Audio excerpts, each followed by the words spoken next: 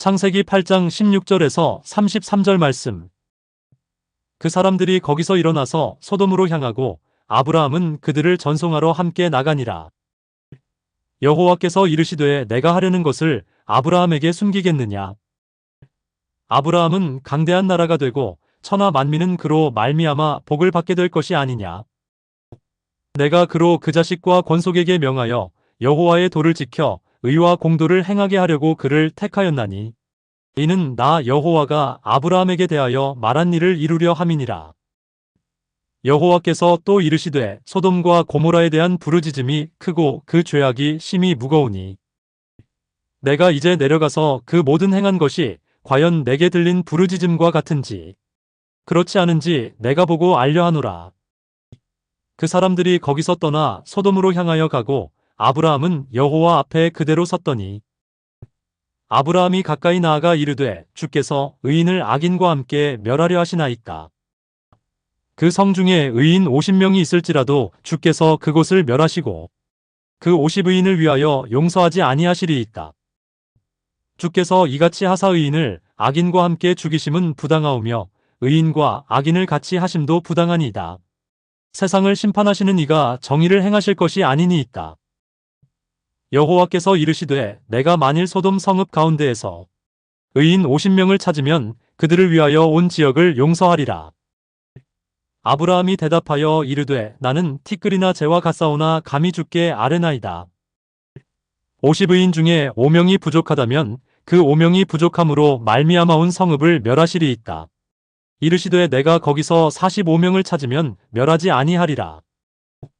아브라함이 또 아뢰어 이르되 거기서 40명을 찾으시면 어찌하려 하시나이까. 이르시되 40명으로 말미암아 멸하지 아니하리라. 아브라함이 이르되 내 주여 노하지 마시옵고 말씀하게 하옵소서. 거기서 30명을 찾으시면 어찌하려 하시나이까. 이르시되 내가 거기서 30명을 찾으면 그리하지 아니하리라. 아브라함이 또 이르되 내가 감히 내 주께 아뢰나이다. 거기서 20명을 찾으시면 어찌하려 하시나이까. 이르시되 내가 20명으로 말미암아 그리하지 아니하리라. 아브라함이 또 이르되 주는 노하지 마옵소서. 내가 이번만 더 아뢰리이다. 거기서 10명을 찾으시면 어찌하려 하시나이까. 이르시되 내가 10명으로 말미암아 멸하지 아니하리라. 여호와께서 아브라함과 말씀을 마치시고 가시니 아브라함도 자기 곳으로 돌아갔더라. 아브라함이 이제 부지 중에 여호와 하나님과 또 천사들을 환대하는 이야기를 지난주에 언급을 했습니다. 문맥적으로 이 이야기의 흐름을 잘 살펴야 될 것인데요. 아브라함이 부지 중에 다시 말하면 어찌 보면 아브라함의 본 모습이에요. 그냥 일상적인 모습, 너무나도 익숙한 모습. 그 모습이 뭐냐면 나그네를 환대한 거예요. 그러니까 이것을 본문에 나오지는 않지만 의로운 행위로 보는 거예요. 이것을 보면 아브라함의 신앙, 아브라함의 믿음을 엿볼 수 있는 거죠. 아브라함은 여호와 하나님을 경외할 뿐만 아니라 그 경외함이 무엇으로 나타나냐면 나그네를 지극정성으로 환대하는, 즉 의로운 삶으로 나타난 거예요. 그러니까 아브라함은 결론적으로 의인이다. 1절에서 15절까지를 요약할 수 있는 거예요. 창세기 저자가 분명하게 말하고 싶은 것은 아브라함은 의인이다 라고 하는 것을 말하고 싶은 거고요. 자, 그 다음에 이제 16절에서 33절까지의 말씀인데 의인에 대한 이야기가 등장을 해요. 그리고 소돔이라고 하는 성에서 의인을 50명 찾으면, 45명 찾으면, 또 뭐 30명 찾으면, 20명 찾으면, 10명 찾으면 이렇게 이야기가 계속 진행하다가 결국은 찾습니까? 못 찾습니까? 찾지를 못해요. 그러면 소돔성에 누가 있다는 거예요? 의인이 아닌 악인이 있다. 그런 이야기죠. 이어질 19장까지는 그 소돔의 멸망도 쭉 이어지잖아요. 의인 아브라함, 그리고 악의 도시, 악인의 도시 소돔과 고모라, 이렇게 대비되는 효과가 있는 거예요. 아브라함의 의로운 모습, 의인을 찾는 모습 속에서 우리는 추론할 수가 있는 거예요. 의인 뒤에 있는 악인을 볼 수 있는 거죠. 그래서 대비되는 이야기 속에서 그 소돔과 고모라 성을 살리기 위해서 아브라함이 하나님에게 요청을 하고 있는 이야기가 이제 본문의 말씀이다. 이렇게 보면 됩니다. 자, 첫 번째 16절에서 19절 말씀을 간단하게 말씀을 드립니다. 아브라함을 방문했었던 이 나그네들, 여호와 하나님과 천사들, 이렇게 이야기하면 됩니다. 우리가 생각할 때 그러면 영적인 존재인 여호와 하나님이 눈에 보이게 나타났을까? 또 천사들은 또 눈에 보이게 나타났을까? 그것을 또 이렇게 따져서 묻는 사람도 있을 수 있어요. 본문에서 이야기하고자 하는 것은 그게 초점이 아니라는 거예요. 알겠죠? 그러니까 그것은 굳이 그런 것을 주제 삼아서 성경을 볼 필요가 없는 거예요. 우리도 알아요, 몰라요? 몰라요. 성경이 그 부분에 대해서 기록을 해요, 안 해요? 기록을 안 해요. 그냥 여호와께서 히브리서에서 인용할 때 부지 중에 천사를 대접했다. 요 정도 선에서 우리가 이해를 하고 넘어가도 되는 부분입니다. 이게 중요한 것은 내용입니다. 여호와 하나님하고 그 천사들과의 대화 가운데 나온 내용이에요. 그 첫 번째는 뭐예요? 18절입니다. 아브라함은 강대한 나라가 되고 천하 만민은 그로 말미암아 복을 받게 될 것이 아니냐. 하나님께서 아브라함에게 복을 내리셔가지고 강대한 나라가 되게 할 것이고 또 천하 만국이 아브라함을 통하여서 복을 받게 될 것이다 라고 하는 말씀인 거예요. 이 말씀은 이미 창세기 12장 1절에서 4절까지의 말씀 속에서 이미 주어진 말씀이고 계속해서 아브라함에게 약속해온 말씀이에요. 재차 또 말씀하는 거예요. 그 다음에 19절입니다. 아브라함 이야기에서 처음 언급이 되는데 너무나도 중요한 말씀이에요. 아브라함을 부르신 목적이에요. 그러면 아브라함을 부르신 목적이라고 하는 이야기는 다른 말로 표현하면 아브라함의 궁극적인 사명이에요. 19절 내가 그로 그 자식과 권속에게 아브라함의 후손을 이야기하는 거예요. 아브라함 자손을 이야기하는 거란 말이에요. 여호와의 도를 지켜. 자, 뭐가 들어갑니까? 여호와 하나님의 말씀이 들어가는 거예요. 자, 그러면 아브라함의 사명은 뭡니까? 자손들이 여호와 하나님의 말씀을 지키도록 하는 것이 사명이에요. 그럼 지키도록 하려고 하면은 어떻게 해야 돼요? 하나님의 말씀을 가르쳐야 되는 거죠. 가정에서 적용하면 신앙의 가장은 하나님의 말씀을 가르쳐야 될 사명을 띈 사람이에요. 이게 영적인 가장인 거죠. 좀 더 확장을 시키면 교회의 사명은 하나님의 말씀을 가르쳐서 지키게 하는 사명이에요. 고스란히 신명기 6장에서 재차 반복되는 거잖아요. 그죠? 가나안 땅에 들어가기 전에 모세가 이스라엘 백성들에게 확고하게 교육했었던 것이 뭡니까? 하나님을 사랑하고 이웃을 사랑하는 것인데 그 사랑하는 방법이 뭐냐면 결국은 하나님 말씀 지켜 행하는 겁니다. 좌로나 우로나 치우치지 말고. 여호수아에게도 요단강 건너기 전에 좌로나 우로나 치우치지 말고 여호와의 율법을 지켜 행하라. 이것이 뭐예요? 이스라엘 공동체의 사명이고 이스라엘의 최고 지도자의 사명이에요. 교회의 최고의 사명은 뭐냐면 하나님의 말씀을 지키도록 가르치는 거예요. 왜 하나님의 말씀을 지켜야 되냐면 무엇을 위해서? 그 다음에 나오죠. 의와 공도를 행하게 하려고. 의는 뭐냐면 체닥하라고 하는데요. 정의를 말합니다. 정의라고 하는 것은 올바른 관계, 옳은 것, 부자와 가난한 사람 간의 올바른 관계. 부자와 가난한 사람이 함께 더불어 살아가는 사회를 어떤 사회라고 그래요? 정의로운 사회라고 합니다. 남자와 여자가 차별이 없는, 남자와 여자가 함께 인격적으로 동등한 위치에서 살아가는 관계, 이것이 올바른 관계죠. 그런 사회가 정의로운 사회예요. 차별이 없는 사회, 강자와 약자가 함께 부족함 없이 서로 평안하게 살아가는 사회, 이 사회가 정의로운 사회고, 그때를 가리켜서 뭐라고요? 의라고 해요. 본문은 의로 번역됐는데 더 정확하게는 정의로 번역되는 게 정확한 번역입니다. 근데 이것이 어디에 근거를 두는 거예요? 하나님의 말씀에 근거를 두는 거예요. 하나님의 말씀을 잘 가르치고 잘 행하게 하면 그 사회는 어떤 사회가 되는 겁니까? 정의로운 사회가 되는 거예요. 자, 두 번째는 뭡니까? 공도예요. 미슈파트라고 하는 말을 써요. 이건 공평이라고 하는 단어예요. 공평. 돈이 많으면 재판에서 유리하고, 돈이 없으면 재판에서 불리하고, 무전유죄, 유전무죄 그러잖아요. 돈이 많은 사람에게는 무죄를 선고하고 돈이 없는 사람에게는 유죄를 선고해요. 이것이 불공평이잖아요. 법적으로 불공평해요.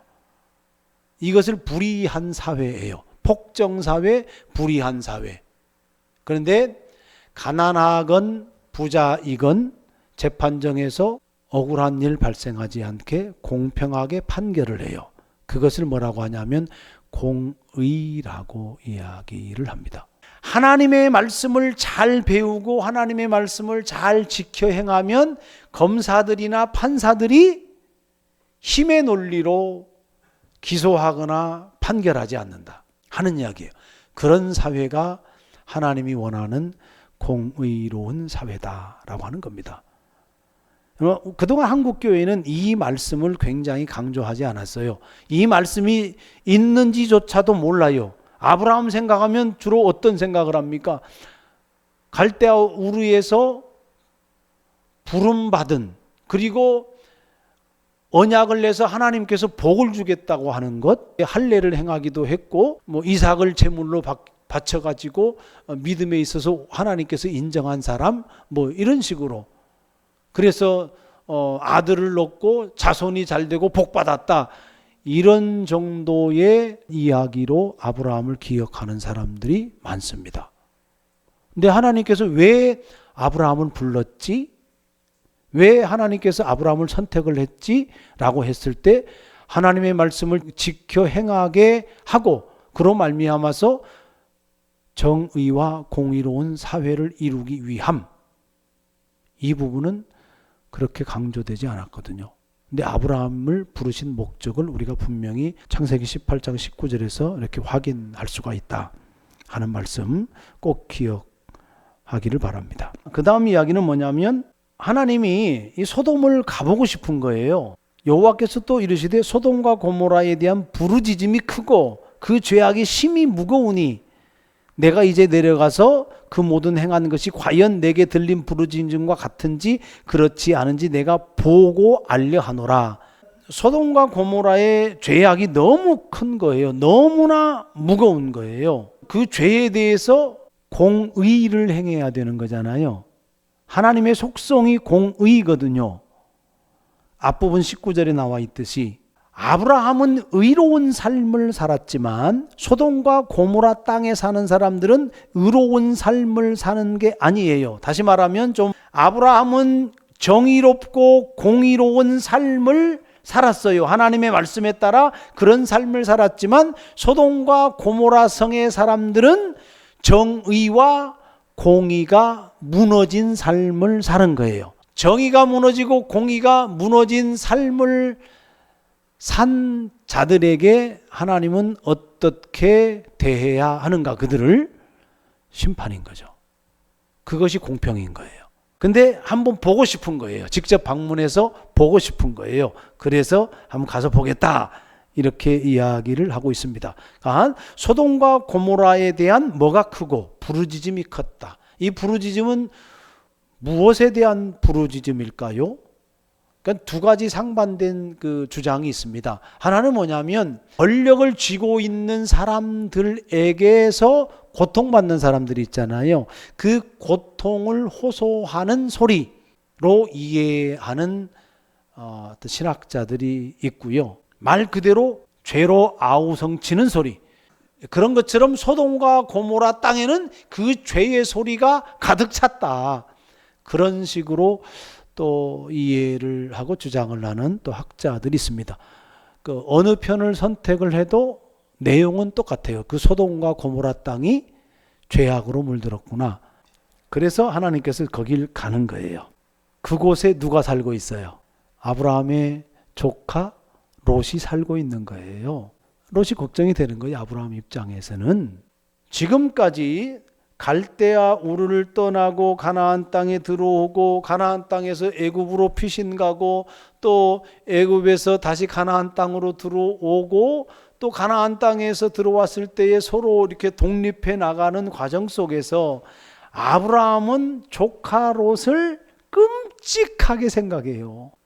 사로잡혀 갔을 때도 직접 가서 그냥 구해오고, 그러니까 너무나도 끔찍한 조카의 가족들이 그 땅에 살고 있는 거예요. 하나님 앞에 제안을 하고 있는 겁니다.